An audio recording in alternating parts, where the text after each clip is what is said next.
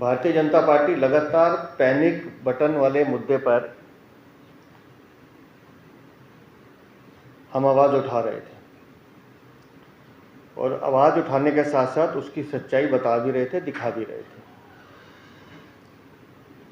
और हम बार बार कह रहे थे कि अरविंद केजरीवाल का जो ट्रांसपोर्ट डिपार्टमेंट है उसने पैनिक बटन के नाम पर करोड़ों रुपए का घोटाला किया है। मुझे खुशी है कि हम जो लगातार इस मुद्दे को उठा रहे थे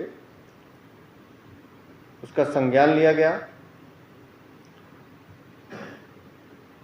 और एंटी करप्शन ब्रांच इसने ये मुद्दा विजिलेंस डिपार्टमेंट को कुछ तथ्यों के साथ भेजा है। और जिस बात को हम बार बार कह रहे थे कि ये करोड़ों रुपए का घोटाला है,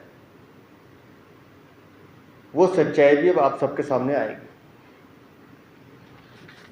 मैं एक बार इसके इतिहास में जाना चाहूँगा। अक्टूबर 2020 में दिल्ली सरकार मैसर्स TCIL और मैसर्स MAPL इन दोनों के साथ समझौता करती है, 5 साल के लिए समझौता करती है और जिसमें तय किया जाता है कि हर DTC बस, हर क्लस्टर बस, उसमें पैनिक बटन लगाए जाएंगे, 2 वायरलेस होंगे वॉकी टॉकी, CCTV कैमरे लगाए जाएंगे, GPS सिस्टम लगाया जाएगा और इस तरह का ये एग्रीमेंट साइन होता है। दिल्ली में लगभग 4500 बसें हैं, जिसमें लगभग 3000 या 3400 के आसपास DTC बसें हैं और लगभग 1110 के आसपास क्लस्टर बसें हैं। मैसर्स TCIL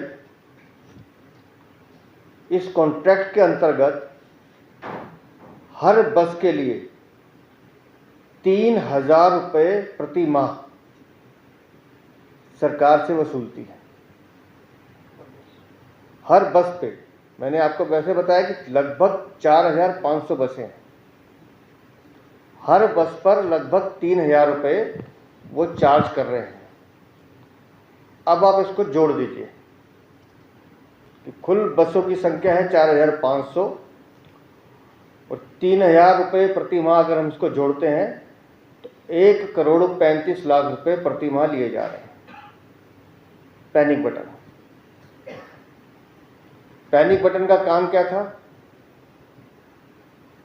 कि कोई आपदा आती है, कोई आपातकालीन स्थिति आती है तो पैनिक बटन दबेगा, DTC बस में भी और टैक्सी में भी, और इमीडिएट उस पैनिक बटन पे दिल्ली सरकार का कंट्रोल रूम कार्रवाई करेगा और मदद के लिए पहुंचेगा।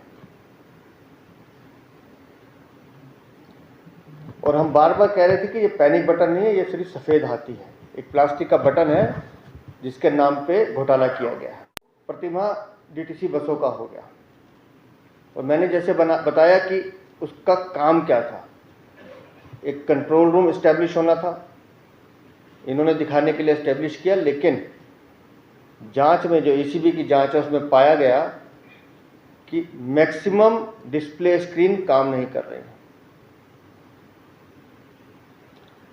अधिकांश बसों में कंट्रोल रूम के नेटवर्क की जानकारी नहीं है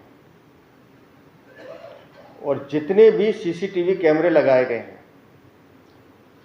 उसके लिए कंपनी ने जो ऑपरेटर मुहैया कराने थे वो भी नहीं कराए गए। मतलब जितने भी एग्रीमेंट हैं वो सिर्फ कागजों पर हैं, धरातल पर कुछ नहीं है। जांच के दौरान ये भी पाया गया, जिस बात को हम बार बार कहते भी रहे, हमने प्रदेश कार्यालय में भी टैक्सी खड़ी की, हमने नेता प्रतिपक्ष के आवास के बाहर एक बार टैक्सियां खड़ी की, कॉल करके बुलाया, मीडिया के मित्रों को दिखाया, बटन दबा के दिखाया कि पैनिक बटन का दबाने का उसके बाद कोई सहायता नहीं आती। तो जांच में ये बात पाई गई है कि आज तक एक भी रिपोर्ट उस कंट्रोल रूम में दर्ज नहीं हुई है, जबकि 2 बार तो हमने डेमो करके दिखाया है और हमने बटन दबाए हैं, लेकिन बटन काम नहीं करते हैं। ना डीटीसी बसों में करते हैं, ना क्लस्टर बसों में करते हैं, ना दिल्ली की 1,12,000 टैक्सियों पे करते हैं। जिस बात को हम बार बार कह रहे थे कि अरविंद केजरीवाल, तुम भ्रष्टाचार के मुखिया हो, तुम्हारी नाक के नीचे भ्रष्टाचार होता है, तुम्हारी सहमति से भ्रष्टाचार होता है, वो इस जांच में सही पाया गया है। इस जांच में यह भी स्टैब्लिश किया गया है कि ड्राइवर और कंडक्टर से पूछा गया है, उन्होंने भी कहा है कि हमने कई बार पैनिक बटन दबाया है, लेकिन आज तक हमें कोई रिस्पॉन्स नहीं आया है। राजधानी में जैसे मैंने कहा कि 1,12,000 टैक्सी रजिस्टर्ड है। पहले हर टैक्सी से उस पैनिक बटन लगाने के लिए 9,000 रुपये लिए जाते थे, जिसे अब बढ़ाकर 15,000 रुपये कर दिया गया है। और साथ ही साथ हर साल उसकी रिन्यूअल फीस भी ली जाती है।